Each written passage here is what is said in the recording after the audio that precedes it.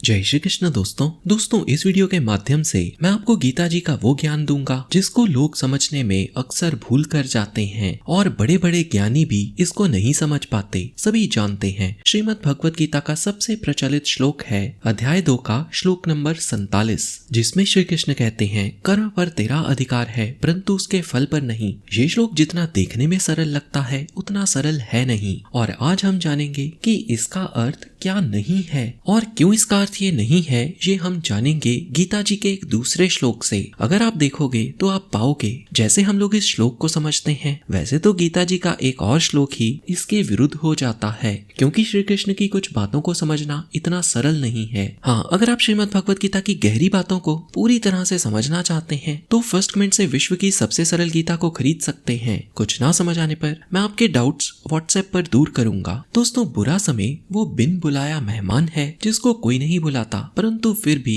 वो हर किसी के जीवन में चला ही आता है। तो अब प्रश्न है कि क्या और कैसे हम इस बुरे समय को नींबू की तरह निचोड़ कर रख सकते हैं। इसको जानने के लिए मैं आपको एक वैज्ञानिक परीक्षण बताऊंगा, फिर 2 कहानियों से बताऊंगा कि क्या वो चीज है जो बुरे समय में सबसे ज्यादा काम आती है, और जो तीसरी कहानी है वो मेरे दिल के सबसे करीब है। तो चलिए सीधा आते हैं पहले साइंटिफिक एक्सपेरिमेंट पर। दोस्तों, वैसे तो ये एक्सपेरिमेंट सुनने में ही बड़ा गंदा लगता है क्योंकि इसमें चूहों पर बड़ा ही अत्याचार किया गया, परंतु इस एक्सपेरिमेंट से हमें जिंदगी का बहुत ही अच्छा सबक सीखने को मिला। हार्वर्ड यूनिवर्सिटी के प्रोफेसर कर्ट रिचर्ड ने 34 चूहों पर एक एक्सपेरिमेंट किया। उन्होंने अपनी लैब में एक जार को पानी से भरा और फिर 34 चूहों को इसमें डाल दिया। ऐसा करने से स्वाभाविक था कि चूहे इस पानी में डूबकर मर जाते, और जब सभी चूहे पानी में थे तो उन्होंने हाथ पैर मारना शुरू कर दिया और सभी चूहे कोशिश करने लगे कि किसी तरह वो पानी से बाहर आ सके, परंतु जार की दीवारें ऊंची और चिकनी थीं, जिस कारण से चूहे फिर से पानी में फिसल कर गिर जाते, और फिर तकरीबन 15 मिनट बाद आधे से भी ज्यादा चूहों ने हार मान ली और वो पानी में ही डूबकर मर गए। इसके उलट कुछ चूहे ऐसे थे जिन्होंने हाथ पैर मारना नहीं छोड़ा, और जो चूहे बच गए उन्हें बाहर निकाला गया, फिर उनके शरीर से पानी पहुंचा गया और उन्हें अच्छा भोजन कराया गया, उन्हें आराम करने का समय भी दिया गया, और फिर अगले दिन इन बचे हुए चूहों को फिर पानी में डाल दिया गया। और अब देखा गया कि ये चूहे जो केवल 15 मिनट में ही हार मान गए थे अब पानी में 65 घंटे तक जीवित रहे, और इस बार उन्होंने पहले जैसे हार नहीं मानी। अब मन में प्रश्न उठता है कि ये संभव कैसे हुआ, कैसे वो चूहे जो पहले 15 मिनट भी पानी में नहीं टिक सकते थे वो पानी में इतनी देर कैसे जिंदा रह गए। दोस्तों, इसका उत्तर आप मन ही मन सोचिए। पहले हम आते हैं अगली कहानी पर। प्राचीन समय में एक राजा थे। राजा को लड़ने के लिए हाथियों की आवश्यकता होती, तो इन्होंने अपनी सेना में कई हाथियों को रखा, और इन हाथियों में से एक हाथी था युद्धवीर। युद्धवीर की सबसे खास बात ये थी, एक तो इसकी नस्ल बहुत अच्छी थी और दूसरा इसके माता पिता दोनों ही कई युद्ध में भाग ले चुके थे। युद्धवीर ने भी वर्षों से कई युद्धों में भाग लिया और हर युद्ध उसने डट कर लड़ा। युद्धवीर की शक्ति बाकी हाथियों के मुकाबले बहुत अधिक थी। ये हर बात को अच्छे से समझ जाता क्योंकि ये समझदार बहुत था। फिर बहुत सालों बाद युद्धवीर की उम्र काफी बढ़ गई और अब वो बूढ़ा हो गया। इसी कारण वो बाकी के हाथियों के समान युद्ध में लड़ नहीं पाता था। राजा की नजर युद्धवीर पर पड़ी तो राजा ने फैसला किया कि आज के बाद युद्धवीर को किसी भी युद्ध का हिस्सा नहीं बनाया जाएगा। युद्धवीर को बाकी के हाथियों से अलग कर दिया गया, और अब क्योंकि युद्धवीर किसी काम का ना रहा तो अब उसका ध्यान भी ठीक से नहीं रखा जाता। जब भी कोई हाथियों को देखता तो वो युवा दिख रहे हाथियों की ही प्रशंसा करता, परंतु युद्धवीर को सभी नजरअंदाज ही करते। फिर एक दिन युद्धवीर महावत के साथ नदी के पास पानी पीने गया। पानी के पास दलदल थी और इस दलदल में युद्धवीर का पैर फंस गया। देखते ही देखते युद्धवीर इस दलदल में धंस गया। युद्धवीर ने खूब कोशिश की, खूब हाथ पैर मारे, परंतु वो कीचड़ से बाहर नहीं आ सका और अंत थक हार कर कीचड़ में ही बैठ गया। और अब इतने बड़े हाथी को महावत के लिए निकाल पाना आसान नहीं था।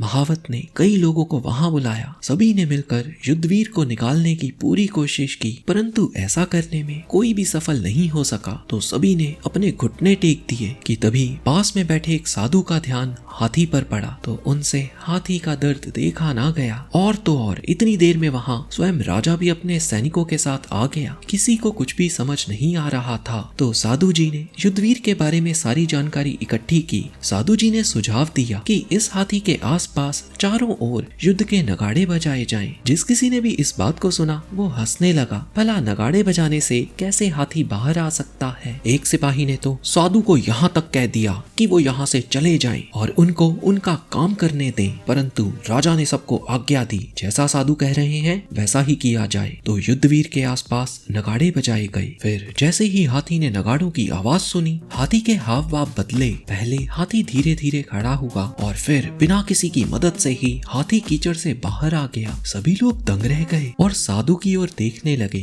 तो साधु ने बताया इस हाथी की शारीरिक क्षमता में जितना फर्क पड़ा था उससे कहीं ज्यादा कमी थी इसके उत्साह में। परंतु जैसे ही युद्ध के नगाड़े बजने शुरू हुए, हाथी में उत्साह उत्पन्न हो गया। तो दोस्तों अब आते हैं उस कहानी पर जो मेरे दिल के सबसे करीब है। एक राजा ने दो लोगों को फांसी की सजा सुना दी और अब कल इन दोनों को फांसी लग जाना तय था। राजा ने दोनों से पूछा तुम्हारी कुछ आखिरी इच्छा है तो बताओ। तो पहले व्यक्ति ने सोचा मौत तो अब सिर पर है, अब मर जाना ही सही होगा। तो व्यक्ति बोला नहीं, मेरी कोई भी आखिरी इच्छा नहीं है। फिर राजा ने दूसरे व्यक्ति से पूछा। अब इस व्यक्ति ने सुन रखा था कि राजा के पास एक बहुत ही अच्छी नस्ल का घोड़ा है और राजा अपने इस घोड़े को बहुत प्यार करता है। तो वो बोला महाराज मुझे मरने का कोई डर नहीं, परंतु एक समस्या है। मेरे गुरु ने मुझे एक विद्या दी है जिससे मैं किसी भी घोड़े को उड़ना सिखा सकता हूँ, पर अब कल अगर मुझे फांसी हो गई तो ये विद्या तो मेरे साथ ही चली जाएगी। राजा बोला क्या तुम सच में किसी भी घोड़े को उड़ना सिखा सकते हो? तो व्यक्ति बोला क्यों नहीं,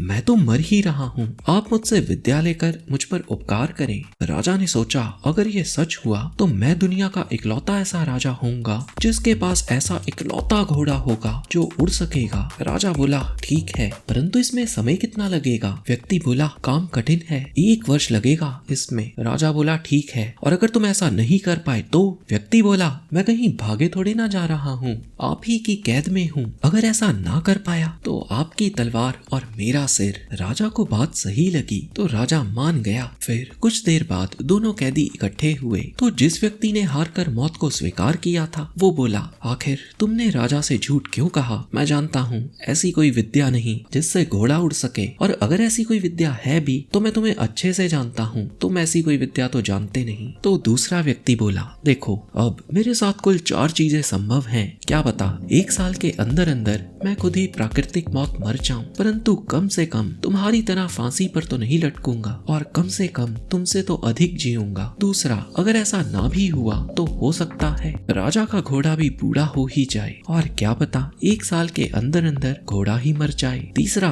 राजा भी बूढ़ा हो रहा है, और क्या पता 1 साल के अंदर अंदर राजा ही मर जाए। चौथा ये भी हो सकता है कि मैं ही कुछ ऐसा कर दूं कि घोड़ा सच में उड़ ही जाए। दोस्तों स्पष्ट है इन तीनों कहानियों में हमने बात की है उम्मीद की। पहले बताए एक्सपेरिमेंट को भी होप एक्सपेरिमेंट कहते हैं। असल में जब चूहों को 15 मिनट बाद बचा लिया गया तो चूहों को यकीन हो गया कि अगर वो हाथ पैर मारते रहे, कोशिश करते रहे तो वो जीवित बच ही जाएंगे, क्योंकि कोई तो होगा जो उनको बचा ही लेगा। दूसरी कहानी से भी हमें पता चलता है हाथी में जब उम्मीद जागी तो उसमें जोश आया, उमंग आया। तीसरी कहानी में भी हमने देखा दूसरे कैदी ने उम्मीद नहीं हारी, और अगर लोग समझ लेते हैं कर्म करो फल की चिंता ना करो का अर्थ ये है कि उम्मीद ही छोड़ दो, बस कर्म करते रहो, तो ये गलत होगा। अब ये देखो श्रीमद् भगवत गीता के 11वें अध्याय के 34वें श्लोक में श्री कृष्ण बताते हैं द्रोणाचार्य, भीष्म, जयद्रथ, कर्ण और अन्य योद्धा मेरे द्वारा मारे जा चुके हैं, तू इन्हें मार कर दुखी मत हो, तू युद्ध कर, युद्ध में विजय तुम्हारी ही होगी। स्पष्ट है श्री कृष्ण हमें उम्मीद छोड़ने को नहीं कह रहे, क्योंकि श्री कृष्ण ने भी अर्जुन को उम्मीद दी